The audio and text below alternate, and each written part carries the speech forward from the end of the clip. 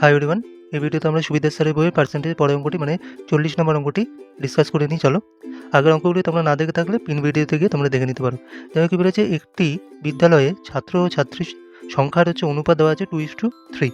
যদি 20% ছাত্র ও 30% ছাত্রী প্রাপ্তবয়স্ক হয়, তবে অপ্রাপ্তবয়স্ক ছাত্রছাত্রীর সংখ্যার হার কত তা নির্ণয় করতে বলেছে। দেখো, যদি আমি ধরে নিই টোটাল ছাত্রছাত্রী হচ্ছে 100x, তার মানে তার মধ্যে কতজন ছাত্র হবে, বয়েজ, আর কতজন গার্লস হবে। দেখো বলা আছে 2:3 অনুপাত, মানে 100কে যদি 5 দিয়ে ভাগ করি, তার মানে কত হচ্ছে 20। 20-র সাথে 2 দিয়ে গুণ, কারণ এখানে ছাত্র হচ্ছে 2 দেওয়া আছে, ঠিক আছে, রেশিওতে। তার মানে হচ্ছে 40x হয়ে যাবে ছাত্র, আর বাকি কত থাকছে 60x হচ্ছে ছাত্রী, ঠিক আছে।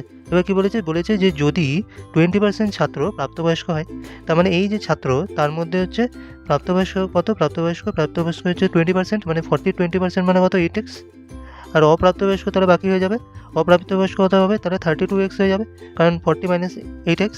ঠিক একই রকমভাবে ছাত্রীদের মধ্যে প্রাপ্তবয়স্ক কত 30%, মানে 60x এর 30% মানে কত 18x। আর বাকি হচ্ছে অপ্রাপ্তবয়স্ক হয়ে যাবে, মানে 60x - 18x মানে 42x হয়ে যাবে হচ্ছে অপ্রাপ্তবয়স্ক। আর বলেছে যে তার মানে অপ্রাপ্তবয়স্ক ছাত্রছাত্রীর সংখ্যা কত, এই যে এখানে 32x হচ্ছে ছেলেদের সংখ্যা, আর মেয়েদের সংখ্যা হচ্ছে 42x। তার মানে এই দুটো যদি যোগ করি তাহলে কত হচ্ছে 74x। কতর মধ্যে টোটাল কত ছিল, টোটাল ছিল হচ্ছে 100x, তার মানে ডিভাইডেড বাই 100x ইন্টু হচ্ছে পার্সেন্টেজে করার জন্য 100 দিয়ে মাল্টিপ্লাই, তার মানে x দিয়ে x কাটা গেলো, 100 দিয়ে 100 কাটা গেলো, তার মানে 74%। তার মানে এই নাম্বার হয়ে যাবে আমাদের অ্যান্সার। ধন্যবাদ।